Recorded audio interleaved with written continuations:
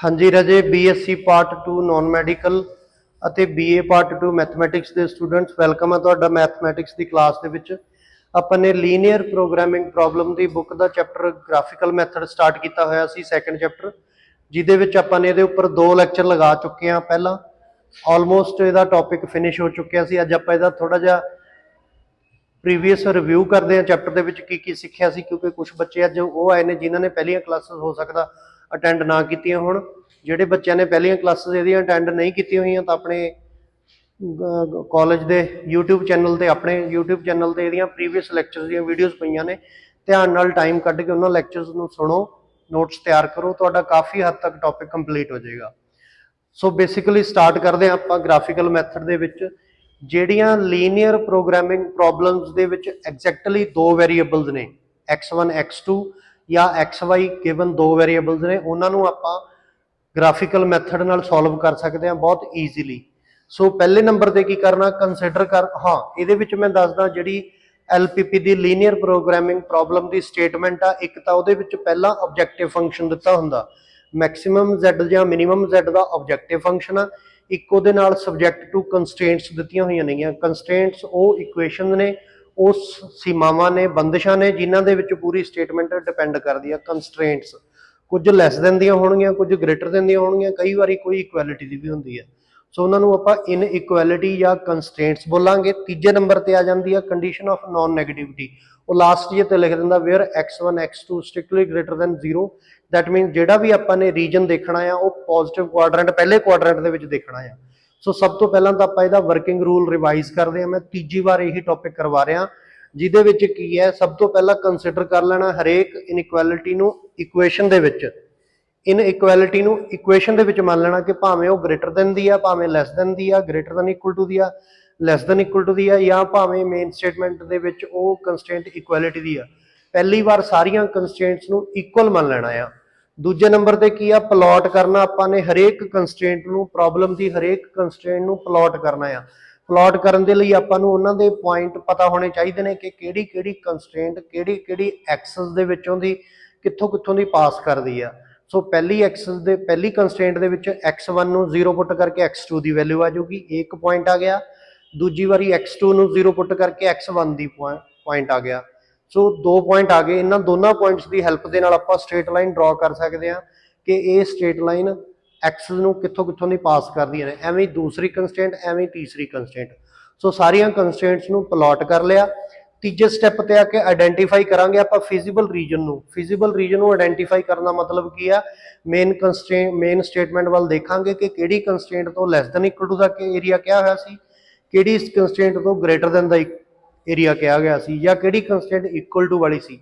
ਸੋ ਸਾਰੀਆਂ ਦਾ common feasible reason find out ਕਰਾਂਗੇ ਤੀਜੇ ਸਟੈਪ 'ਚ ਕਿ ਸਾਰੀਆਂ ਦਾ ਕਾਮਨ ਏਰੀਆ ਕਿੱਥੇ ਜੇ ਆਉਂਦਾ ਆ। ਚੌਥੇ ਨੰਬਰ ਤੇ ਆਪਾਂ ਦਾ ਫਿਜ਼ੀਬਲ ਰੀਜਨ ਸੋਲੂਸ਼ਨ ਸਪੇਸ ਦੇ ਕਾਰਨਰ ਪੁਆਇੰਟਸ ਕੱਢਾਂਗੇ। ਜਦੋਂ ਸਾਂਝਾ ਏਰੀਆ ਤਾਂ ਆ ਗਿਆ, ਕਾਮਨ ਫਿਜ਼ੀਬਲ ਰੀਜਨ ਤਾਂ ਆ ਗਿਆ, ਹੁਣ ਇਹਦੇ ਕਾਰਨਰ ਪੁਆਇੰਟਸ ਦੇਵਾਂਗੇ ਜਿਹੜੇ ਇਹਨੂੰ ਬਾਉਂਡਰੀ ਦੇ ਰਹੇ ਨੇ। ਇਹਨਾਂ ਕਾਰਨਰ ਪੁਆਇੰਟਸ ਨੂੰ ਆਪਾਂ ਕ੍ਰਿਟੀਕਲ ਪੁਆਇੰਟਸ ਵੀ ਕਹਿ ਸਕਦੇ ਹਾਂ, CRITICAL, ਕ੍ਰਿਟੀਕਲ ਪੁਆਇੰਟਸ ਜਾਂ ਕਾਰਨਰ ਪੁਆਇੰਟਸ। ਬੁੱਕ ਦੇ ਵਿੱਚ ਸ਼ਬਦ ਕਾਰਨਰ ਪੁਆਇੰਟਸ ਲਿਖਿਆ ਗਿਆ। ਲਾਸਟ ਤੇ ਆ ਕੇ ਪੰਜਵੇਂ ਸਟੈਪ ਦੇ ਵਿੱਚ ਆਪਾਂ ਹਰੇਕ ਕਾਰਨਰ ਪੁਆਇੰਟ ਨੂੰ ਦਿੱਤੇ ਹੋਏ ਆਬਜੈਕਟਿਵ ਫੰਕਸ਼ਨ 'ਚ ਭਰਨਾ। ਆਬਜੈਕਟਿਵ ਫੰਕਸ਼ਨ ਦੀ ਪਹਿਲਾਂ ਗ੍ਰਾਫ ਡਰਾ ਕਰਨ 'ਚ, ਪਲਾਟ ਕਰਨ 'ਚ, ਏਰੀਆ ਲੱਭਣ 'ਚ, ਕਾਮਨ ਏਰੀਆ ਲੱਭਣ 'ਚ ਕਿਤੇ ਲੋੜ ਨਹੀਂ ਪਈ। ਜਦੋਂ ਕਾਰਨਰ ਪੁਆਇੰਟ ਆ ਗਏ ਲਾਸਟ ਤੇ ਆ ਕੇ, ਹੁਣ ਆਪਾਂ ਕੱਲੇ ਕਾਰਨਰ ਪੁਆਇੰਟ ਨੂੰ ਦਿੱਤੀਆਂ ਹੋਏ ਆਬਜੈਕਟਿਵ ਫੰਕਸ਼ਨ 'ਚ ਭਰਾਂਗੇ। ਫਿਰ ਦੇਖਾਂਗੇ ਕਿ ਪ੍ਰੋਬਲਮ ਮੈਕਸਿਮਮ ਦੀ ਸੀ ਤਾਂ ਸਭ ਤੋਂ ਵੱਧ ਆਨਸਰ ਕਿੱਥੇ ਆ ਰਿਹਾ, z ਦੀ ਸਭ ਤੋਂ ਵੱਧ ਵੈਲਿਊ ਕਿੱਥੇ ਆ ਰਹੀ ਆ। ਜੇ ਮਿਨੀਮਮ z ਦਾ ਆਬਜੈਕਟਿਵ ਫੰਕਸ਼ਨ ਸੀ ਤਾਂ z ਦੀ ਸਭ ਤੋਂ ਘੱਟ ਵੈਲਿਊ ਕਿੱਥੇ ਆ ਰਹੀ ਆ। ਇਹ ਤੁਹਾਡਾ ਸੋਲੂਸ਼ਨ ਸੈੱਟ ਹੋਏਗਾ, ਸੋਲੂਸ਼ਨ ਸਪੇਸ ਹੋਏਗੀ। ਠੀਕ ਹੈ, ਮੈਂ ਦੁਬਾਰਾ ਰਿਵਿਊ ਦੱਸ ਦਿੰਦਾ। ਸਭ ਤੋਂ ਪਹਿਲਾਂ ਤਾਂ ਹਰੇਕ ਕੰਸਟ੍ਰੇਂਟ ਨੂੰ ਇਕੁਅਲ ਟੂ ਦੀ ਕੰਸਟ੍ਰੇਂਟ ਮੰਨ ਲੈਣਾ। ਦੂਜੇ ਸਟੈਪ 'ਚ ਹਰੇਕ ਕੰਸਟ੍ਰੇਂਟ ਤੋਂ ਪੁਆਇੰਟ ਪਤਾ ਕਰਨੇ ਆ, ਵਾਰੀ ਇਕੱਲੇ ਨੂੰ 0 ਪੁੱਟ ਕਰਕੇ ਦੂਜੇ ਦੀ ਵੈਲਿਊ ਕੱਢਾਂਗੇ। ਤੀਜੇ ਨੰਬਰ ਤੇ ਸਾਰੀਆਂ ਕੰਸਟ੍ਰੇਂਟਸ ਨੂੰ ਪਲਾਟ ਕਰਕੇ ਕਾਮਨ ਏਰੀਆ ਲੱਭਣਾ ਆ। ਕਾਮਨ ਏਰੀਆ ਆ ਜਾਣ ਤੋਂ ਬਾਅਦ, ਕਈ ਵਾਰੀ ਕਾਮਨ ਏਰੀਆ ਸਾਰੇ ਪਾਸਿਓਂ ਕਵਰਡ ਹੈ, ਉਹਨੂੰ ਆਪਾਂ ਬੋਲਾਂਗੇ bounded common feasible region. Bounded common feasible region. ਕਈ ਵਾਰੀ ਉਹ ਕਾਮਨ ਦਾ ਹੁੰਦਾ ਆ ਪਰ ਉਹਦੀ ਬਾਉਂਡਰੀ ਨਹੀਂ ਹੈਗੀ, ਕਿਸੇ ਪਾਸਿਓਂ ਓਪਨ ਜਿਹਾ ਹੀ ਪਿਆ, ਉਹਨੂੰ ਬੋਲਾਂਗੇ ਅਨਬਾਉਂਡਡ ਕਾਮਨ ਫਿਜ਼ੀਬਲ ਸੋਲੂਸ਼ਨ। या तीजे नंबर ते कई बारी कॉमन एरिया ही नहीं आता। जे कॉमन एरिया आता ही नहीं फिर आप बोलांगे solution does not exist, no feasible region exists, कि कोई भी कॉमन एरिया नहीं आता, ਇਹਦਾ कोई सोल्यूशन नहीं हैगा। ਹੁਣ ਮੰਨ ਲਓ ਕਾਮਨ ਏਰੀਆ ਆਉਂਦਾ ਭਾਵੇਂ ਬਾਉਂਡਡ ਆਉਂਦਾ ਭਾਵੇਂ ਅਨਬਾਉਂਡਡ ਆਉਂਦਾ, ਕਿਸੇ ਵੀ ਕੇਸ ਦੇ ਵਿੱਚ ਕਾਮਨ ਏਰੀਆ ਲੱਭ ਗਿਆ ਤਾਂ ਚੌਥੇ ਸਟੈਪ 'ਚ ਆ ਕੇ ਆਪਾਂ ਉਹਦੇ ਕਾਰਨਰ ਪੁਆਇੰਟਸ ਪਤਾ ਕਰਾਂਗੇ। ਕਾਰਨਰ ਪੁਆਇੰਟਸ ਆ ਜਾਣ ਤੋਂ ਬਾਅਦ ਆਪਾਂ ਆਬਜੈਕਟਿਵ ਫੰਕਸ਼ਨ 'ਚ ਭਰ ਕੇ ਉਹਦੀ ਆਪਟੀਮਲ ਵੈਲਿਊ ਚੈੱਕ ਕਰਾਂਗੇ। ਆਪਟੀਮਲ ਵੈਲਿਊ ਕਹਿਣ ਦਾ ਮਤਲਬ ਕੀ ਹੈ ਕਿ ਮੈਕਸਿਮਮ ਦੇ ਕੇਸ ਦੇ ਵਿੱਚ ਸਭ ਤੋਂ ਵੱਧ ਵੈਲਿਊ ਕਿੱਥੇ ਆ, ਮਿਨੀਮਮ ਦੇ ਕੇਸ ਦੇ ਵਿੱਚ ਸਭ ਤੋਂ ਘੱਟ ਵੈਲਿਊ ਕਿੱਥੇ ਆ। ਬਸ ਇਹਦੇ ਨਾਲ ਦਾ ਕੰਮ ਹੈ ਜੀ। ਅੱਜ ਆਪਾਂ ਇਹ ਚੈਪਟਰ ਫਿਨਿਸ਼ ਕਰਕੇ ਲੈਕਚਰ ਕਲੋਜ਼ ਕਰਾਂਗੇ। 2 ਲੈਕਚਰ ਆਪਾਂ ਇਹਦੇ ਤੇ ਡਿਟੇਲ ਨਾਲ ਲਗਾ ਚੁੱਕੇ। ਤੁਸੀਂ ਆਪਣੀਆਂ ਪੁਰਾਣੀਆਂ ਵੀਡੀਓਜ਼ ਦੇ ਵਿੱਚੋਂ ਪੁਰਾਣੇ ਲੈਸਨਸ ਦੇ ਵਿੱਚੋਂ ਲੈਕਚਰਸ ਨੂੰ ਸੁਣੋ ਅਤੇ ਨੋਟਸ ਤਿਆਰ ਕਰੋ। ਹੁਣ ਆਪਾਂ ਚੱਲਦੇ ਹਾਂ ਕਿਸੇ ਪ੍ਰੋਬਲਮ ਵੱਲ। ਫਿਰ ਅੱਛਾ ਇਹਦੇ ਡੈਫੀਨੇਸ਼ਨਾਂ ਵੀ ਕੀਤੀਆਂ ਹੋਈਆਂ ਨੇ ਆਪਾਂ। ਬਾਉਂਡਡ ਸੋਲੂਸ਼ਨ ਕੀ, ਕਾਰਨਰ ਪੁਆਇੰਟ ਕੀ ਨੇ, ਅਨਬਾਉਂਡਡ ਸੋਲੂਸ਼ਨ ਕੀ ਆ। ਇੱਕ ਆ ਡੈਫੀਨੇਸ਼ਨ ਆ ਜਾਂਦੀ ਆ ਸ਼ਾਰਟ ਆਨਸਰ ਦੇ ਵਿੱਚ ਪੇਪਰਾਂ 'ਚ ਆਈ ਹੋਈ ਆ, ਰਿਡੰਡੈਂਟ ਕੰਸਟ੍ਰੇਂਟ। ਰਿਡੰਡੈਂਟ ਕੰਸਟ੍ਰੇਂਟ ਉਹ ਕੰਸਟ੍ਰੇਂਟ ਆ ਜਿਹੜੀ ਕੰਸਟ੍ਰੇਂਟ ਨੂੰ ਜੇ ਆਪਾਂ ਸਟੇਟਮੈਂਟ ਦੇ ਵਿੱਚ ਸ਼ਾਮਿਲ ਕਰ ਲਿਆ ਆਨਸਰ ਕੱਢ ਲਿਆ, ਜਾਂ ਉਹਨੂੰ ਸ਼ਾਮਿਲ ਨਾ ਕਰਨ ਤੋਂ ਬਾਅਦ ਵੀ ਆਨਸਰ ਉਹੀ ਆਵੇ। ਸੋ ਜਿਹੜੀ ਕੰਸਟ੍ਰੇਂਟ ਨੂੰ ਸਟੇਟਮੈਂਟ ਦੇ ਵਿੱਚ ਕੰਸੀਡਰ ਕਰਨ ਜਾਂ ਨਾ ਕਰਨ ਦੇ ਨਾਲ ਆਨਸਰ ਦੇ ਵਿੱਚ ਸੋਲੂਸ਼ਨ ਦੇ ਵਿੱਚ ਕੋਈ ਚੇਂਜ ਨਹੀਂ ਆਉਂਦਾ, ਇਹਦਾ ਮਤਲਬ ਉਹ ਕੰਸਟ੍ਰੇਂਟ ਤਾਂ ਨਾ ਵਾਂਗੂ ਹੀ ਆ, ਭਾਵੇਂ ਉਹਨੂੰ ਰੱਖ ਲਓ ਜਾਂ ਭਾਵੇਂ ਨਾ ਰੱਖੋ, ਆਨਸਰ ਦਾ ਕੋਈ ਫਰਕ ਹੀ ਨਹੀਂ ਪੈ ਰਿਹਾ। ਉਸ ਕੰਸਟ੍ਰੇਂਟ ਨੂੰ ਬੋਲਾਂਗੇ redundant constraint. It is one that does not affect the feasible solution area or feasible reason. ਜਿਹੜੀ ਕੰਸਟ੍ਰੇਂਟ ਫਿਜ਼ੀਬਲ ਏਰੀਆ ਤੇ ਕੋਈ ਪ੍ਰਭਾਵ ਨਹੀਂ ਪਾਉਂਦੀ ਉਸ ਕੰਸਟ੍ਰੇਂਟ ਨੂੰ ਬੋਲਾਂਗੇ ਰਿਡੰਡੈਂਟ ਕੰਸਟ੍ਰੇਂਟ। ਇਹਦੇ ਨਾਲ ਦੀਆਂ ਡੈਫੀਨੇਸ਼ਨਸ ਪਹਿਲੇ ਪਾਰਟ 'ਚ ਕੀਤੀਆਂ ਹੋਈਆਂ ਨੇ, ਲੈਕਚਰ ਦਾ ਪਹਿਲਾ ਪਾਰਟ ਆ। ਪਾਰਟ 2 'ਚ ਆਪਾਂ ਇਹਦੇ ਨਾਲ ਦੀਆਂ ਪ੍ਰੋਬਲਮਸ ਕੀਤੀਆਂ ਹੋਈਆਂ ਨੇ। ਸੋ ਅੱਜ ਆਪਾਂ ਪਾਰਟ 3 ਕਰਨ ਜਾ ਰਹੇ ਹਾਂ ਇਹਦਾ, ਇਸੇ ਟੌਪਿਕ ਦਾ, ਇਸੇ ਦਾ ਗ੍ਰਾਫਿਕਲ ਮੈਥਡ ਜਾਂ ਗ੍ਰਾਫ ਵਾਲੇ ਮੈਥਡ ਨਾਲ ਸੋਲਵ ਕਰਨ ਦੇ ਲਈ ਇੱਕ ਪ੍ਰੋਬਲਮ ਤੁਹਾਨੂੰ ਪੇਪਰ 'ਚ ਲਾਜ਼ਮੀ ਆਊਗੀ। ਸੋ ਇਸ ਲਈ ਮੈਂ ਇੱਥੇ ਅੱਜ ਵਾਧੂ ਲੈਕਚਰ ਲਗਾ ਰਿਹਾ, ਅਦਰਵਾਈਜ਼ ਮੈਂ ਕਹਿ ਸਕਦਾ ਸੀ ਕਿ ਟੌਪਿਕ ਆਪਣਾ ਫਿਨਿਸ਼ ਹੈ, ਤੁਸੀਂ ਆਪਣੇ ਆਪ ਪੂਰਾ ਕਰ ਲਿਓ, ਠੀਕ ਹੈ। ਪਰ ਫਿਰ ਵੀ ਆਪਾਂ ਕੋਈ ਪ੍ਰੋਬਲਮ ਦੇਖਦੇ ਹਾਂ। ਜਿਵੇਂ ਮੰਨ ਲਓ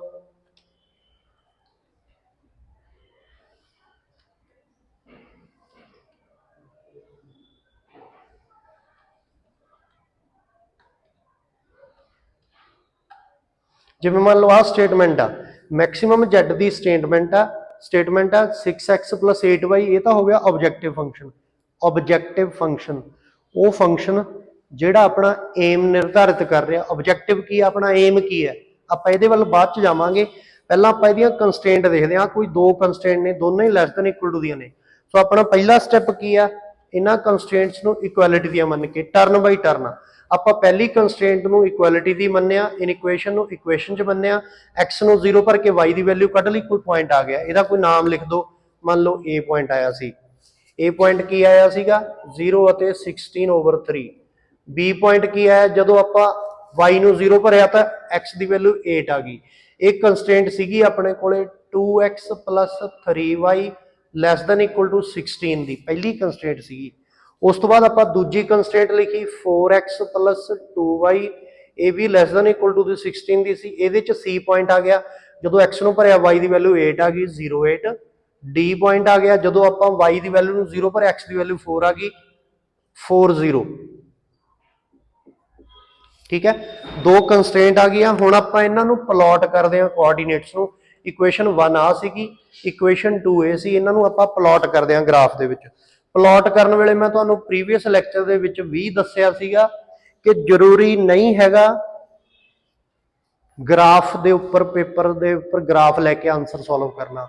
ਜ਼ਰੂਰੀ ਨਹੀਂ ਹੈਗਾ ਕਿ ਤੁਸੀਂ ਪੈਨਸਲ ਸਕੇਲ ਦੀ ਹੈਲਪ ਨਾਲ ਬਹੁਤ ਮਿਣ ਕੇ ਪੁਆਇੰਟ ਲਾਓ।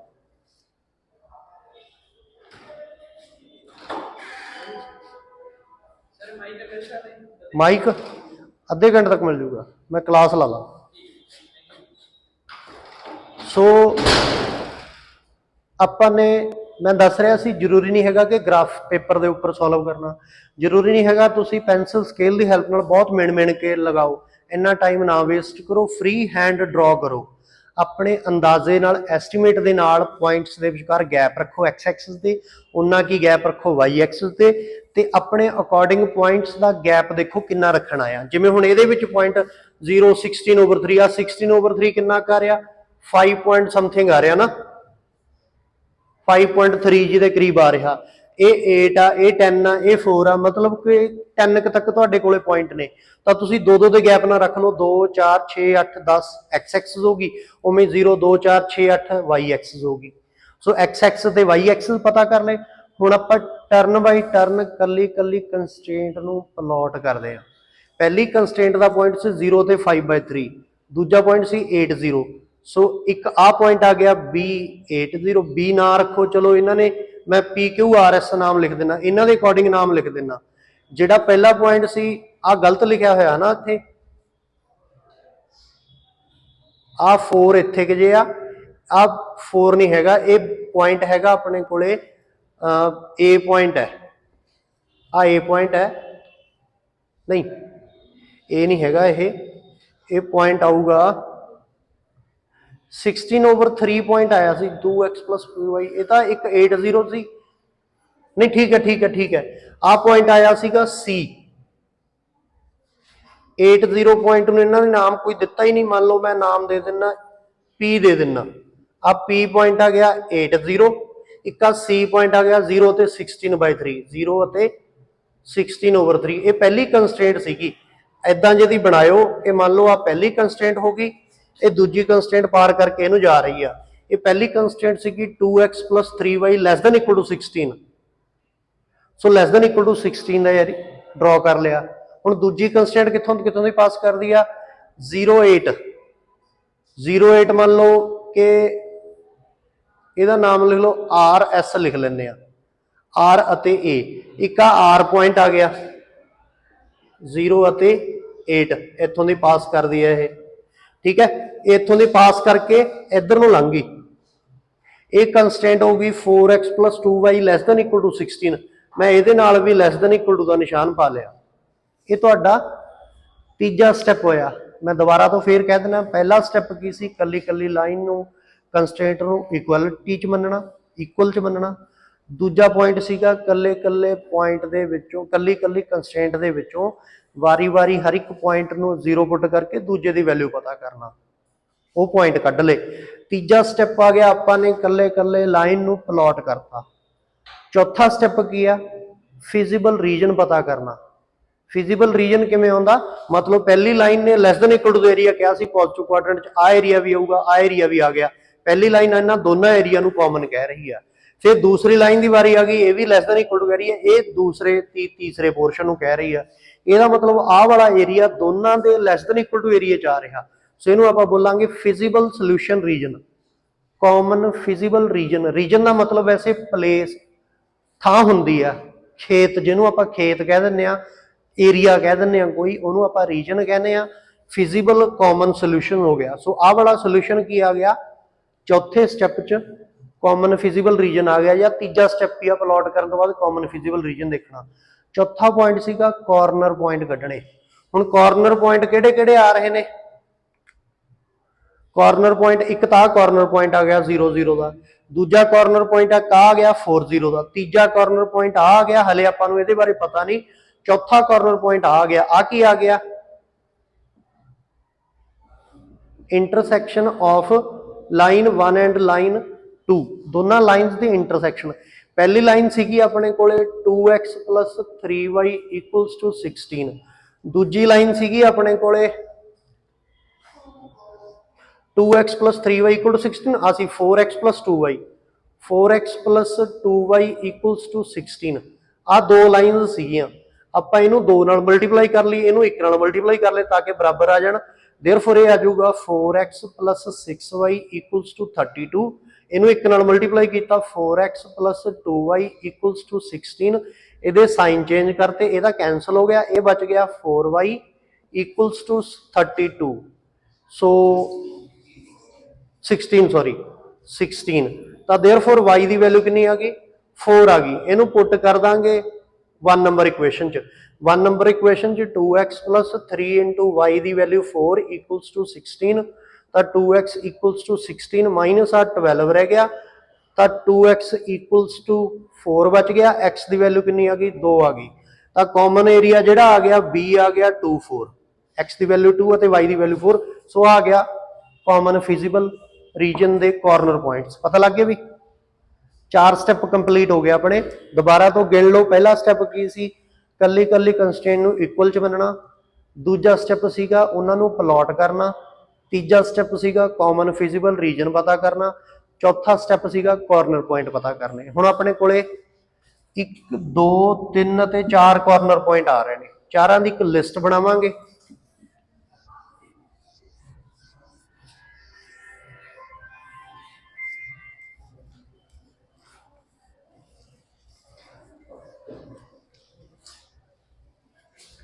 ਜਿਹੜੇ 4 ਕਾਰਨਰ ਪੁਆਇੰਟਸ ਆਏ ਨੇ ਆਪਣੇ, ਇਹ ਚਾਰੇ ਕਾਰਨਰ ਪੁਆਇੰਟਸ ਨੂੰ ਆਪਾਂ ਆਬਜੈਕਟਿਵ ਫੰਕਸ਼ਨ ਚ ਭਰਾਂਗੇ।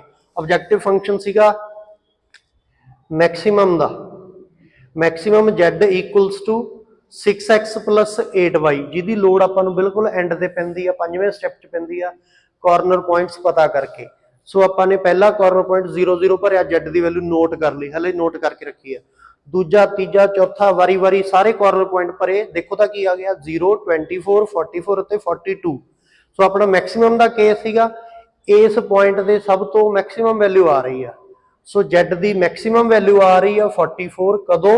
ਜਦੋਂ ਆਪਾਂ x ਨੂੰ 2 ਭਰਦੇ ਆ ਅਤੇ y ਨੂੰ 4 ਪੁੱਟ ਕਰਦੇ ਆ। ਇਹ ਤੁਹਾਡਾ ਆਨਸਰ ਹੈ। ਇਹਦੇ ਨਾਲ ਦਾ ਕੰਮ ਆਪਾਂ ਨੇ ਬਹੁਤ ਡਿਟੇਲ ਚ ਕਰਿਆ ਅੱਜ। ਹੁਣ ਤੱਕ ਮੈਂ ਪੁਰਾਣੇ ਲੈਕਚਰਸ ਨੂੰ ਹੀ ਰਿਪੀਟ ਕਰਿਆ। ਪਹਿਲੇ ਲੈਕਚਰ ਦੇ ਵਿੱਚ ਕੀ ਕੀ ਸਿਖਾਇਆ ਉਹਨਾਂ ਬਾਰੇ ਹੀ ਦੱਸਿਆ। ਸੋ ਆ 5 ਸਟੈਪ ਆਪਣੇ ਹਰੇਕ ਸਮ ਤੇ ਲਾਗੂ ਹੁੰਦੇ ਆ।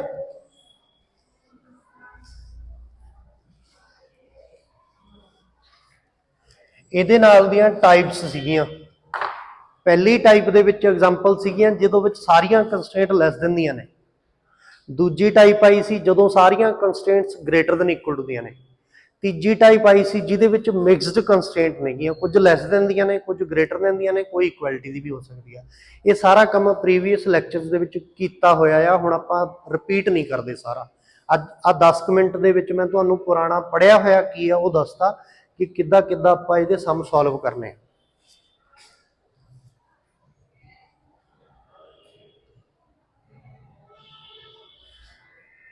ਇਹ ਟਾਈਪ 1 ਹੀ ਚੱਲ ਰਹੀ ਆ।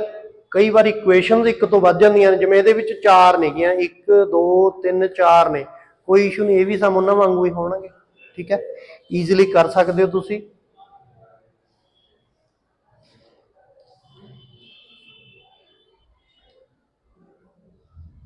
ਟਾਈਪ 2 ਆ ਗਈ ਸੀ ਮਿਨੀਮਾਈਜੇਸ਼ਨ ਦੀ ਪ੍ਰੋਬਲਮ ਆ। ਸਾਰੀਆਂ ਕੰਸਟ੍ਰੇਂਟ ਕਿਹੜੀਆਂ ਨੇਗੀਆਂ? ਗ੍ਰੇਟਰ ਦੈਨ ਦੀਆਂ ਨੇ। ਤਾਂ ਇੱਥੇ ਸਾਰੀਆਂ ਕੰਸਟ੍ਰੇਂਟ ਗ੍ਰੇਟਰ ਦੈਨ ਦੀਆਂ ਨੇ। ਆ ਵੀ ਸਮ, ਆਹ ਸਮ ਆਪਾਂ ਨੇ ਪ੍ਰੀਵੀਅਸ ਵੀਡੀਓ ਚ ਸੋਲਵ ਕੀਤਾ ਹੋਇਆ ਡਿਟੇਲ ਦੇ ਵਿੱਚ। ਇਹਨੂੰ ਵੀ ਧਿਆਨ ਨਾਲ ਸੁਣ ਕੇ ਕਲੀਅਰ ਕਰ ਲਿਓ। ਇਹ ਜਿਹੜਾ ਕੰਮ ਆਪਾਂ ਤਿਆਰ ਕਰ ਰਹੇ ਹਾਂ, ਵੀਡੀਓ ਵਗੈਰਾ ਬਣਾ ਰਹੇ ਹਾਂ, ਇਹ ਤੁਹਾਡੇ ਬੈਨੀਫਿਟ ਲਈ ਹੋਈ ਨੇ। ਤੁਸੀਂ ਕਿੰਨੇ ਜਣੇ ਹੋ ਕਲਾਸ 'ਚ BSc ਵਾਲੇ? ਅੰਦਾਜ਼ਾ 40 43। ਹਾਂ, ਫਿਰ ਆਉਂਦੇ ਕਿੰਨੇ ਕੋ? ਮਸਾਂ ਹੀ 10 12 ਕੁ ਜਣੇ ਆ ਰਹੇ ਨੇ। ਜਿਹੜੇ ਨਹੀਂ ਆ ਰਹੇ ਉਹਨਾਂ ਲਈ ਤਾਂ ਇਹ ਬਹੁਤ ਵਧੀਆ ਕੰਮ ਹੈ ਕਿ ਤੁਹਾਡਾ ਘਰੇ ਬੈਠਿਆਂ ਦਾ ਲੈਕਚਰ ਲੱਗ ਰਿਹਾ। ਤੁਹਾਡਾ ਵੀ ਕੰਮ ਹੈ, ਤੁਹਾਡੇ ਲਈ ਵੀ ਇਹ ਬੈਨੀਫਿਟ ਹੈ, ਕਿਉਂਕਿ ਤੁਹਾਨੂੰ ਮੰਨ ਲਓ ਮੈਂ ਇੱਥੇ ਥੋੜਾ ਫਾਸਟ ਪੜ੍ਹਾ ਰਿਹਾ ਜਾਂ ਮੈਂ ਸਿਲੇਬਸ ਨੂੰ ਸਾਹਮਣੇ ਰੱਖ ਕੇ ਪੜ੍ਹਾ ਰਿਹਾ ਵੀ ਆਪਣਾ ਸਿਲੇਬਸ ਨਾ ਪਿੱਛੇ ਜਾਵੇ। ਸੋ ਆਪਾਂ ਇਸ ਅਕੋਰਡਿੰਗ ਪੜ੍ਹਾ ਰਹੇ ਹਾਂ ਤਾਂ ਕਿ ਆਪਣਾ ਸਿਲੇਬਸ ਨਾ ਪਿੱਛੇ ਰਹੇ। ਕਈ ਵਾਰੀ ਮੈਂ ਫਾਸਟ ਬੋਲ ਜਾਂਦਾ ਤਾਂ ਤੁਸੀਂ ਘਰ ਜਾ ਕੇ ਇਹਨੂੰ ਵੀਡੀਓ ਨੂੰ ਉੱਥੇ ਪੌਜ਼ ਕਰ ਲਓ, ਜਿੰਨਾ ਕੁ ਸਮਝ ਲੱਗ ਗਿਆ ਉਹਨੂੰ ਨੋਟ ਕਰ ਲਓ, ਉਹ ਤੋਂ ਬਾਅਦ ਦੁਬਾਰਾ ਫੇਰ ਸੁਣਨਾ ਆ, ਦੇਖ ਲਓ, ਦੁਬਾਰਾ ਵੀਡੀਓ ਦਾ ਰਿਵਿਊ ਲੈ ਲਓ। ਠੀਕ ਹੈ, ਜਾਂ ਪੌਜ਼ ਕਰ ਕਰਕੇ ਆਪਣੇ ਨੋਟਸ ਤਿਆਰ ਕਰ ਸਕਦੇ ਹੋ। ਤੁਹਾਡੇ ਲਈ ਵੀ ਇਹ ਬੈਨੀਫਿਟ ਹੈ। ਕਿਤੇ ਮੈਂ ਗਲਤ ਬੋਲ ਗਿਆ ਜਾਂ ਕਿਤੇ ਤੁਹਾਨੂੰ ਲੱਗਦਾ ਆਹ ਚੀਜ਼ ਇੱਥੇ ਵਧੀਆ ਦੱਸੀ ਗਈ ਆ ਤਾਂ ਉਸ ਵੀਡੀਓ ਤੇ ਉੱਥੇ ਹੀ ਕਮੈਂਟ ਕਰ ਦਿਓ ਵੀ ਆਹ ਚੀਜ਼ ਸਾਨੂੰ ਬਹੁਤ ਵਧੀਆ ਲੱਗੀ, ਇਹ ਸਹੀ ਹੈ ਜੀ, ਅਸੀਂ ਇਹਨੂੰ ਫੋਲੋ ਕਰਦੇ ਹਾਂ, ਸਾਨੂੰ ਸਮਝ ਲੱਗ ਰਿਹਾ। ਜੇ ਆਵਾਜ਼ ਨਹੀਂ ਕਲੀਅਰ ਆ ਰਹੀ ਤਾਂ ਵੀ ਨੋਟ ਕਰ ਦਿਓ ਤਾਂ ਕਿ ਮੈਨੂੰ ਪਤਾ ਲੱਗ ਜਾਵੇ ਵੀ ਇਹਦੇ ਵਿੱਚ ਕੋਈ ਕਮੀ ਪੇਸ਼ੀ ਤਾਂ ਨਹੀਂ ਆ, ਇਸ ਕੰਮ ਨੂੰ ਹੋਰ ਕਿਵੇਂ ਆਪਾਂ ਇੰਪਰੂਵ ਕਰ ਸਕੀਏ। ਸੋ ਉੱਥੇ ਕਮੈਂਟ ਕਰੋ, ਭਾਵੇਂ ਵਧੀਆ ਵਾਲੇ ਕਰੋ, ਭਾਵੇਂ ਜਿਵੇਂ ਤੁਹਾਨੂੰ ਠੀਕ ਲੱਗਦਾ ਉਵੇਂ ਕਰੋ। ਠੀਕ ਹੈ, ਬਾਕੀ ਬੱਚਿਆਂ ਨਾਲ ਸ਼ੇਅਰ ਕਰੋ ਇਹ ਵੀਡੀਓਜ਼, ਇਹ ਚੈਨਲ, ਤਾਂ ਕਿ ਉਹਨਾਂ ਨੂੰ ਵੀ ਇਹਨਾਂ ਨੂੰ ਪਤਾ, ਇਹਨੂੰ ਯੂਜ਼ ਕਰਕੇ ਆਪਣਾ ਬੈਨੀਫਿਟ ਲੈ ਸਕਣ। ਠੀਕ ਹੈ, ਇਹ ਨਾ ਸਮਝੋ ਵੀ ਅਸੀਂ ਤਾਂ ਕਲਾਸ ਲਾ ਲਈ, ਸਾਨੂੰ ਤਾਂ ਸਮਝ ਲੱਗ ਗਿਆ, ਸਾਨੂੰ ਤਾਂ ਸੁਣਨ ਦੀ ਲੋੜ ਨਹੀਂ। ਤੁਹਾਡੇ ਲਈ ਵੀ ਬੈਨੀਫਿਟ ਹੈ, ਤੁਹਾਨੂੰ ਰਿਵੀਜ਼ਨ ਕਰਨ 'ਚ ਬਹੁਤ ਹੈਲਪਫੁਲ ਕਰੂਗਾ। ਮੰਨ ਲਓ ਤੁਸੀਂ 3-4 ਦਿਨ ਤੋਂ ਬਾਅਦ ਹੋਮਵਰਕ ਦਾ ਕੰਮ ਫ੍ਰੀ ਹੋ ਗਿਆ ਤੁਹਾਡਾ, ਹੁਣ ਤੁਹਾਨੂੰ ਲੱਗਦਾ ਹੈ ਵੀ ਅੱਜ ਆਪਾਂ ਉਹ ਟੌਪਿਕ ਸੁਣ ਲਈਏ। ਜਦੋਂ ਵੀ ਕੋਈ ਚੈਪਟਰ ਦੀ ਫਾਈਨਲ ਲੈਕਚਰ ਆ ਰਿਹਾ, ਜਿਵੇਂ ਇਹਦਾ ਅੱਜ ਫਾਈਨਲ ਲੈਕਚਰ ਹੈ, ਆਪਾਂ ਅੱਜ ਤੋਂ ਬਾਅਦ ਗ੍ਰਾਫਿਕਲ ਮੈਥਡ ਨਹੀਂ ਕਰਨਾ। ਉਹਦੇ ਅਖੀਰਲੇ ਪਾਰਟ ਦੀ ਵੀਡੀਓ ਜ਼ਰੂਰ ਦੇਖਣੀ ਆ, ਸਾਰੀ ਦੇਖਣੀ ਆ ਹੋਮਵਰਕ ਜਾ ਕੇ, ਭਾਵੇਂ ਤੁਸੀਂ ਇੱਥੇ ਆਫਲਾਈਨ ਕਲਾਸ ਲਗਾਈ ਆ ਭਾਵੇਂ ਨਹੀਂ ਲਗਾਈ, ਕਿਉਂਕਿ ਅਖੀਰਲੇ ਦਿਨ ਸਾਰੀਆਂ ਗੱਲਾਂ ਦਾ ਸਮਰੀ ਕੱਢ ਕੇ ਨਿਚੋੜ ਕੱਢ ਕੇ ਕੰਮ ਕਰਿਆ ਜਾਊਗਾ। ਅਖੀਰਲੇ ਦਿਨ ਸਾਰੀਆਂ ਟਾਈਪਸ ਨੂੰ, ਸਾਰੇ ਕੰਮ ਨੂੰ ਦੁਹਰਾਇਆ ਜਾਊਗਾ। ਸੋ ਉਹ ਵੀਡੀਓ ਜ਼ਰੂਰ ਵਾਚ ਕਰਨੀ ਹੈ ਜਦੋਂ ਕੋਈ ਟੌਪਿਕ, ਕੋਈ ਚੈਪਟਰ ਫਿਨਿਸ਼ ਹੋ ਰਿਹਾ ਜਿਸ ਦਿਨ, ਉਸ ਦਿਨ। ਜ਼ੋਇਆ ਆਉਣ ਨਹੀਂ ਲੱਗੀ ਹਲੇ, ਉਹ ਕਿੱਥੇ ਦਿੱਲੀ ਗਈ ਹੋਈ ਸੀ, ਆ ਗਈ ਵਾਪਸ ਉੱਥੋਂ, ਬਿਮਾਰ ਹੋ ਗਈ। ਸੋ ਦੂਸਰੀ ਟਾਈਪ ਸੀਗੀ ਇਹ ਮਿਨੀਮਾਈਜੇਸ਼ਨ ਦੀ ਪ੍ਰੋਬਲਮ ਆ। ਸਾਰੀਆਂ ਕੰਸਟ੍ਰੇਂਟ ਤੁਹਾਡੀਆਂ ਗ੍ਰੇਟਰ ਦੇਨ ਦੀਆਂ ਨੇ, ਇਹ ਵੀ ਸਮ ਹੋ ਜਾਣਗੇ।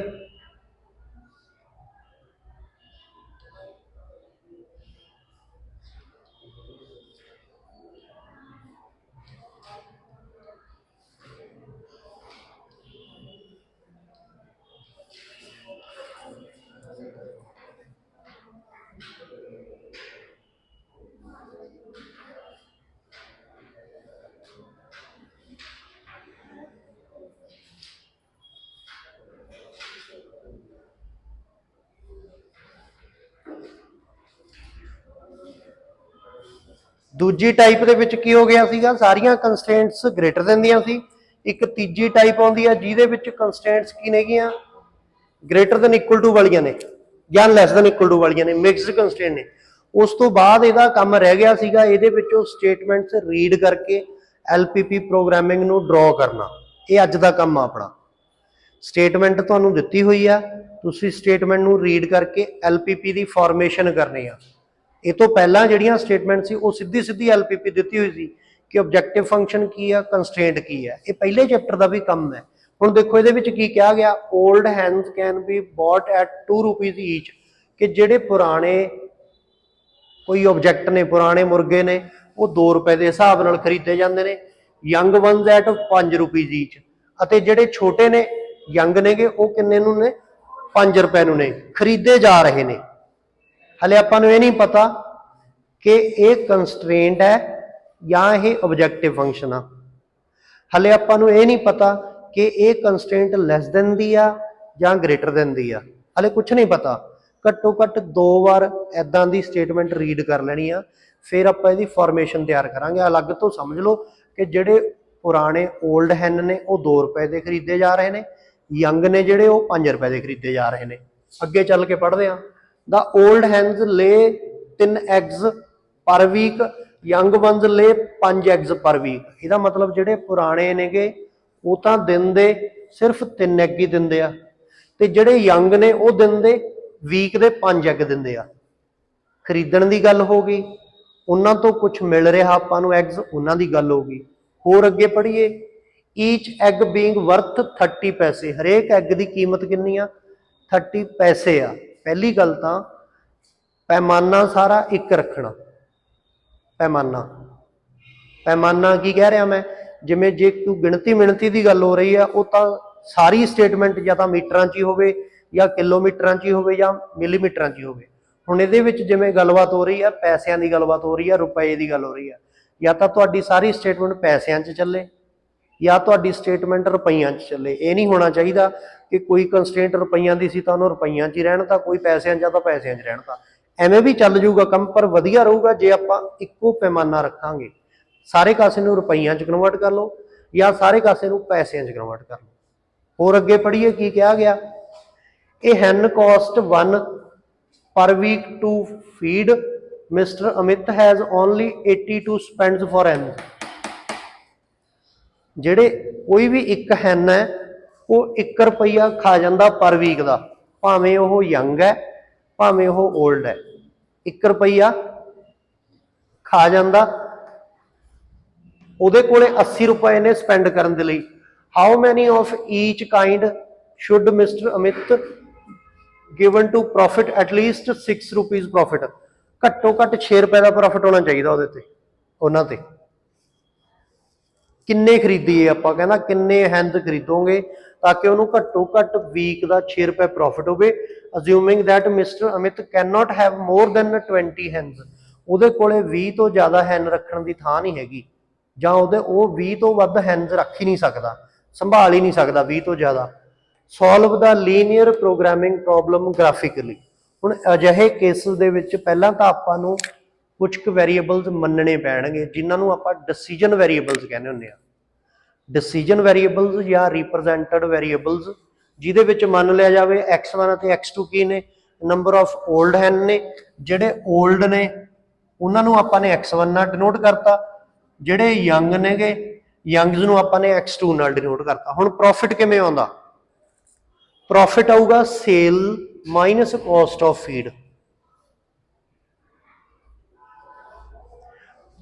ਹਰੇਕ ਐਗ ਕਿੰਨੇ ਦਾ ਵਿਕਦਾ? 30 ਪੈਸੇ ਦਾ ਵਿਕਦਾ।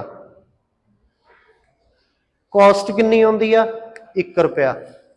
ਹੁਣ ਪ੍ਰੋਫਿਟ ਦੋਨਾਂ ਹੈਂਡਸ ਦਾ ਅਲੱਗ-ਅਲੱਗ ਹੋਊਗਾ ਕਿਉਂਕਿ ਜਿਹੜੇ ਯੰਗ 올ਡ ਨੇ ਉਹ ਮਿਲਦੇ ਵੀ ਸਸਤੇ ਆ। 2 ਰੁਪਏ ਦਾ ਮਿਲਦਾ ਨਾ ਇੱਕ, ਉਹ ਮਿਲਦਾ ਵੀ ਸਸਤਾ ਆ ਪਰ ਐਗ ਘੱਟ ਦਿੰਦਾ। ਉਹ 3 ਐਗ ਦਿੰਦਾ ਪਰ ਵੀਕ ਦੇ। ਇਹਦਾ ਮਤਲਬ 올ਡ ਹੈਨ ਤੇ ਪ੍ਰੋਫਿਟ ਕਿੰਨੇ ਦਾ ਹੋਊਗਾ? 3 ਐਗਸ ਇੰਟੂ 30 ਪੈਸਾ। 3 ਐਗ ਮਿਲਦੇ ਨੇ ਨਾ ਵੀਕ ਚ। ਇਹ ਇੱਕ ਐਗ ਕਿੰਨੇ ਦਾ? 30 ਪੈਸੇ ਦਾ। ਇਹਦਾ ਮਤਲਬ 올ਡ ਹੈਨ ਤੇ ਪ੍ਰੋਫਿਟ ਕਿਵੇਂ ਹੋਊਗਾ? 3 ਐਗ ਮਲਟੀਪਲਾਈ 30 ਪੈਸਾ ਮਾਈਨਸ 1 ਰੁਪਇਆ, ਕਿਉਂਕਿ 1 ਰੁਪਏ ਦਾ ਤਾਂ ਉਹ ਖਾ ਹੀ ਜਾਂਦਾ, ਮਟੀਰੀਅਲ ਹੀ ਖਾ ਜਾਂਦਾ, ਫੀਡ ਲੱਗ ਜਾਂਦੀ ਉਹਦੀ। ਤਾਂ 올ਡ ਹੈਨ ਤੇ ਪ੍ਰੋਫਿਟ ਕਿੰਨੇ ਦਾ ਹੋ ਗਿਆ? 3 ਐਗਸ ਮਿਲਦੇ ਨੇ ਐਟ ਦਾ ਰੁਪੀਜ਼ 30 ਪੈਸੇ ਨੂੰ ਰੁਪਈਆਂ ਚ ਕਨਵਰਟ ਕਰ ਲਿਆ 30/100 ਕਰਕੇ 0.30 ਰੁਪਏ ਆ ਗਿਆ ਮਾਈਨਸ 1 ਰੁਪਇਆ। ਇਹਦਾ ਮਤਲਬ 0.90 ਮਾਈਨਸ 1 ਰੁਪਇਆ ਮਾਈਨਸ ਦਾ 1.0 ਮਾਈਨਸ 10 ਪੈਸੇ 올ਡ ਹੈਨ ਤੋਂ ਪ੍ਰੋਫਿਟ ਹੁੰਦਾ। ਐਕਚੁਅਲ 'ਚ ਪ੍ਰੋਫਿਟ ਨਹੀਂ ਹੈਗਾ, 올ਡ ਹੈਨ ਤਾਂ ਲੋਸ 'ਚ ਹੀ ਜਾ ਰਹੇ ਨੇ ਕਿਉਂਕਿ ਮਾਈਨਸ 'ਚ ਆ ਗਿਆ। ਹੁਣ ਆਪਾਂ ਯੰਗ ਹੈਨਸ ਦੀ ਗੱਲ ਕਰਾਂਗੇ। ਜਿਹੜੇ ਯੰਗ ਹੈਨਸ ਨੇ ਉਹ ਕਿੰਨੇ ਐਗ ਦਿੰਦੇ ਨੇ ਪਰ ਵੀਕ ਦੇ? 5। ਇਹਦਾ ਮਤਲਬ 5 ਐਗਸ ਇੰਟੂ 30 ਪੈਸਾ, ਕਿਉਂਕਿ ਐਗ ਤਾਂ 30 ਪੈਸੇ ਦਾ ਹੀ ਆ। ਸੋ 5 ਐਗਸ ਐਟ ਦਾ ਰੇਟ 30 ਪੈਸਾ ਜਾਂ 0.30 ਰੁਪੀਜ਼ ਮਾਈਨਸ 1 ਰੁਪਏ ਇਹਨਾਂ ਤੇ ਵੀ ਫੀਡ ਲੱਗਦੀ ਆ। ਤਾਂ ਇਹ ਸੋਲਵ ਹੋ ਕੇ ਨਿਕਲਿਆ ਆ 50 ਪੈਸੇ ਜਾਂ 0.50 ਰੁਪੀਜ਼। ਤਾਂ 올ਡ ਹੈਨਸ ਤੇ ਪ੍ਰੋਫਿਟ ਕਿੰਨੇ ਦਾ ਹੁੰਦਾ? ਮਾਈਨਸ ਦਾ 0.10 ਰੁਪਏ। ਯੰਗ ਵਨਸ ਤੇ ਯੰਗ ਹੈਨਸ ਤੇ ਕਿੰਨਾ ਪ੍ਰੋਫਿਟ ਹੋ ਰਿਹਾ? 0.50 ਰੁਪਏ। ਹੁਣ ਆਪਣਾ ਪ੍ਰੋਫਿਟ ਕੱਢ ਲੈਣਾ ਆਪਾਂ ਨੇ। ਪੁਰਾਣੇ ਮੁਰਗਿਆਂ ਤੇ ਕਿੰਨਾ ਪ੍ਰੋਫਿਟ ਹੋ ਰਿਹਾ? ਇੰਨੇ ਦਾ। ਯੰਗ ਹੈਨਸ ਤੇ ਪ੍ਰੋਫਿਟ ਕਿੰਨੇ ਦਾ ਹੋ ਰਿਹਾ? ਇੰਨੇ ਦਾ। ਹੁਣ ਆਪਾਂ ਆਬਜੈਕਟਿਵ ਫੰਕਸ਼ਨ ਤਿਆਰ ਕਰ ਸਕਦੇ ਹਾਂ ਕਿਉਂਕਿ ਆਪਾਂ ਨੂੰ ਆਬਜੈਕਟਿਵ ਫੰਕਸ਼ਨ ਪ੍ਰੋਫਿਟ ਦੇ ਅਕੋਰਡਿੰਗ ਕਿਹਾ ਹੋਇਆ ਸੀ। ਪ੍ਰੋਫਿਟ ਹਮੇਸ਼ਾ ਆਗੇ ਮੈਡਮ ਸਰ ਤੁਹਾਡੇ ਜਿਹੜੀ ਤੁਸੀਂ ਲੈ ਰਹੇ ਹੋ ਪ੍ਰੋਜੈਕਟ ਬੱਚੇ ਜਿਵੇਂ ਪ੍ਰੈਜ਼ੈਂਟ ਕਰ ਰਹੇ ਆ, ਪ੍ਰੈਜ਼ੈਂਟ ਲੈ ਲਈਆਂ ਸੀ ਵੀਡੀਓ ਦੀ, ਫੋਟੋ ਚਾਹੀਦੀ ਸੀ, ਲੈ ਲਓ।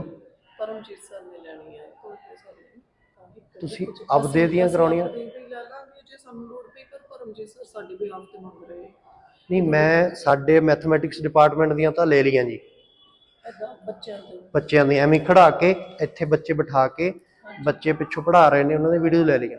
ਤੁਸੀਂ BCA ਵਾਲਾ ਤੁਹਾਡਾ ਕੋਈ ਬੱਚਾ ਬੁਲਾ ਲਓ, ਆਪਾਂ ਆਡੀਅנס ਇਹ ਹੋਊਗੀ, ਇੱਥੇ ਖੜ ਕੇ ਪੜ੍ਹਾ ਦਊਗਾ, ਇਹਨਾਂ ਦੀ ਫੋਟੋ ਖਿੱਚ ਲਿਓ। ਉੱਥੋਂ ਦੂਰੋਂ ਜੇ ਖੜ ਕੇ ਫੋਟੋ ਖਿੱਚ ਲਈ ਮੈਂ, ਤੁਸੀਂ ਬੁਲਾ ਲਿਓ। ਇੱਥੇ ਹਲੇ ਹੈਗਾ ਮੈਂ ਅੱਧਾ ਘੰਟਾ ਜੀ। ਹੁਣ ਜਿਹੜਾ ਪ੍ਰੋਫਿਟ ਦਾ ਆਬਜੈਕਟਿਵ ਫੰਕਸ਼ਨ ਆ, ਪ੍ਰੋਫਿਟ ਤਾਂ ਹਮੇਸ਼ਾ ਮੈਕਸਿਮਮ ਦਾ ਹੀ ਹੁੰਦਾ। ਪ੍ਰੋਫਿਟ ਤਾਂ ਹਮੇਸ਼ਾ ਕੋਈ ਵੀ ਬੰਦਾ ਆ, ਕੋਈ ਵੀ ਕੰਮ ਕਰਦਾ, ਬਿਜ਼ਨਸਮੈਨ ਆ, ਸ਼ਾਪਕੀਪਰ ਆ, ਚਾਹੇ ਤੁਸੀਂ ਹੋ, ਤੁਸੀਂ ਪ੍ਰੋਫਿਟ ਮੈਕਸਿਮਮ ਕਹੋਗੇ। ਖਰਚਾ ਆਪਾਂ ਘੱਟ ਤੋਂ ਘੱਟ ਕਰਨਾ ਚਾਹਾਂਗੇ। ਤਾਂ ਇਹਦਾ ਮਤਲਬ ਆਪਣਾ ਆਬਜੈਕਟਿਵ ਫੰਕਸ਼ਨ ਤਿਆਰ ਹੋ ਗਿਆ। ਆਬਜੈਕਟਿਵ ਫੰਕਸ਼ਨ ਕੀ ਤਿਆਰ ਹੋ ਗਿਆ? ਆਹ ਵਾਲਾ ਆ ਗਿਆ objective function. Maximum Z young hens ਤੇ ਹੋ ਰਿਹਾ ਸੀਗਾ 10 ਪੈਸੇ ਦਾ, ਸੌਰੀ 올ਡ ਹੈਨ ਤੇ ਹੋ ਰਿਹਾ ਸੀ 10 ਪੈਸੇ ਦਾ, ਯੰਗ ਹੈਨ ਤੇ ਹੋ ਰਿਹਾ 50 ਪੈਸੇ ਦਾ। ਤਾਂ ਆਬਜੈਕਟਿਵ ਫੰਕਸ਼ਨ ਕੀ ਆ ਗਿਆ? ਮਾਈਨਸ 0.10 x1 올ਡ ਹੈਨਸ ਨੇ ਪਲੱਸ 0.50 ਯੰਗ ਹੈਨਸ ਨੇ x2। ਇਹ ਹੋ ਗਿਆ ਆਬਜੈਕਟਿਵ ਫੰਕਸ਼ਨ। ਹੁਣ ਆਪਾਂ ਗੱਲ ਕਰੀਏ ਸਬਜੈਕਟ ਟੂ ਕੰਸਟ੍ਰੇਂਟਸ ਦੀ। ਕੁਝ ਕੁ ਸੀਮਾਵਾਂ, ਬੰਦਿਸ਼ਾਂ ਆਪਾਂ ਨੂੰ ਸਟੇਟਮੈਂਟ 'ਚ ਦਿੱਤੀਆਂ ਹੋਈਆਂ ਨੇ, ਆਪਾਂ ਉਹਨਾਂ ਦੇ ਅਕੋਰਡਿੰਗ ਸਮ ਨੂੰ ਸੋਲਵ ਕਰਨਾ। ਜਿਹੜੇ ਯੰਗ ਹੈਨਸ, ਜਿਹੜੇ 올ਡ ਹੈਨਸ ਸੀ ਕਿੰਨੇ ਦਾ ਮਿਲਦਾ ਸੀ? 2 ਰੁਪਏ ਦਾ। ਜਿਹੜਾ ਯੰਗ ਸੀ ਉਹ ਕਿੰਨੇ ਦਾ ਮਿਲਦਾ ਸੀ? 5 ਰੁਪਏ ਦਾ। ਇਹਦਾ ਮਤਲਬ ਉਹਨਾਂ ਨੇ ਇਹ ਵੀ ਕਿਹਾ ਹੋਇਆ ਸੀਗਾ ਵੀ ਜਿਹੜੇ ਮਿਸਟਰ ਅਮਿਤ ਨੇ ਉਹਦੇ ਕੋਲੇ ਤਾਂ ਸਿਰਫ 80 ਰੁਪਏ ਨੇ ਖਰਚਣ ਦੇ ਲਈ। ਇਹਦਾ ਮਤਲਬ ਉਹਦੀ ਜੇਬ ਦੇ ਵਿੱਚ, ਉਹਦੀ ਪਾਕਟ ਕੋਲੇ 80 ਰੁਪਏ ਨੇ, ਉਹ 80 ਰੁਪਏ ਦੇ 80 ਰੁਪਏ ਵੀ ਖਰਚ ਸਕਦਾ। ਜਾਂ ਉਦੋਂ ਘੱਟ ਵੀ ਖਰਚ ਸਕਦਾ, ਵੱਧ ਤਾਂ ਨਹੀਂ ਨਾ ਖਰਚ ਕਰ ਸਕਦਾ। ਤਾਂ ਪਹਿਲੀ ਕੰਸਟ੍ਰੇਂਟ ਆ ਗਈ 2x1 ਪਲੱਸ 5x2, 2 ਰੁਪਏ ਦਾ ਪੁਰਾਣਾ 5 ਰੁਪਏ ਦਾ ਨਵਾਂ ਨੌਜਵਾਨ ਲੈਸ ਦੈਨ ਇਕੁਅਲ ਟੂ 80। ਇਹ ਪਹਿਲੀ ਕੰਸਟ੍ਰੇਂਟ ਆ ਗਈ। ਇੱਕ ਕੰਸਟ੍ਰੇਂਟ ਆ ਗਈ ਅਬਾਊਟ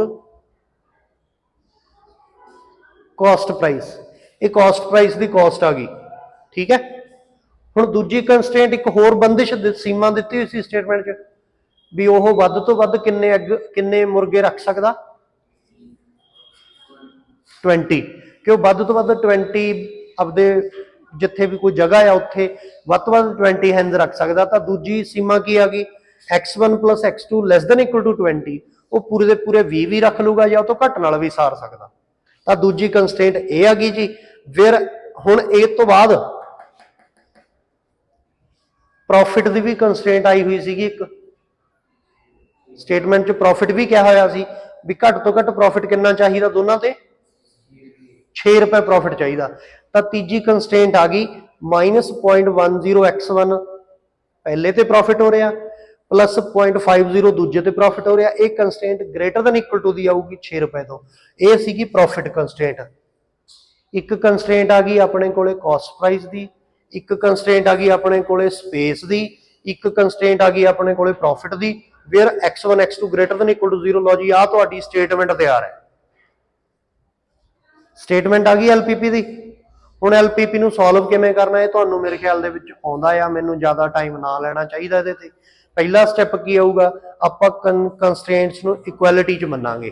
ਤਾਂ ਜਿਹੜੀ ਆ ਗ੍ਰੇਡ ਲੈਸ ਦੈਨ ਦੀ ਇਹਨੂੰ ਵੀ ਬਰਾਬਰ ਦਾ ਨਿਸ਼ਾਨ ਮੰਨੋ, ਆ ਲੈਸ ਦੈਨ ਇਕੁਅਲ ਟੂ ਦੀ ਇਹਨੂੰ ਵੀ ਬਰਾਬਰ ਦਾ ਨਿਸ਼ਾਨ ਮੰਨੋ, ਆ ਗ੍ਰੇਟਰ ਦੈਨ ਇਕੁਅਲ ਟੂ ਦੀ ਇਹਨੂੰ ਵੀ ਬਰਾਬਰ ਦਾ ਨਿਸ਼ਾਨ ਮੰਨੋ। ਤਿੰਨ ਕੰਸਟ੍ਰੇਂਟਸ ਨੇ ਤੁਹਾਡੇ ਕੋਲੇ।